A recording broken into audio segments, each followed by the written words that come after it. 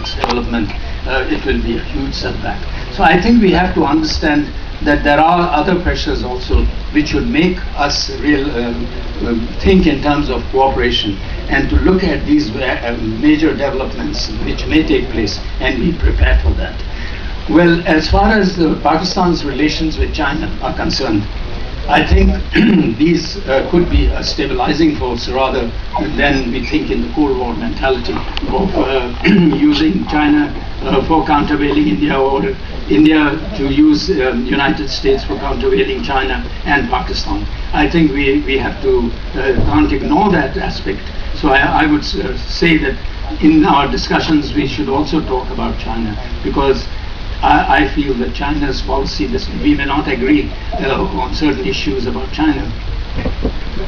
but one thing is certain, that the way that China and US relationship have evolved, and the way that China and India relationship are evolving, in short, they are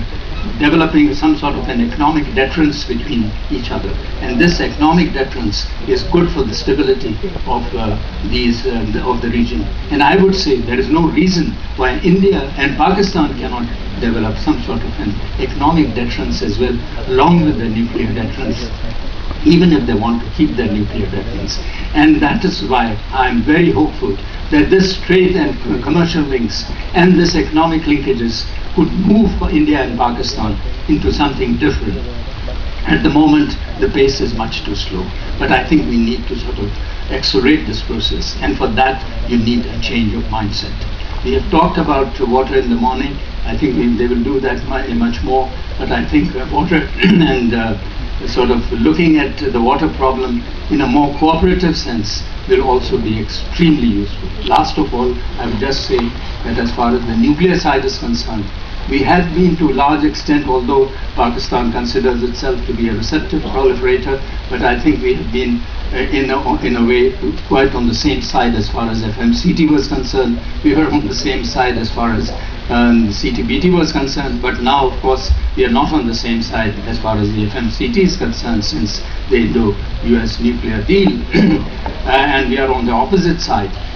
But I think as far as disarmament is concerned, we look towards the other countries, and we hope that if the other countries disarm, then there is no reason why Pakistan and India should not be able to also follow suit, but that would be only when the numbers of the nuclear weapons comes down to a certain level. Similarly, it will go for CTBT, and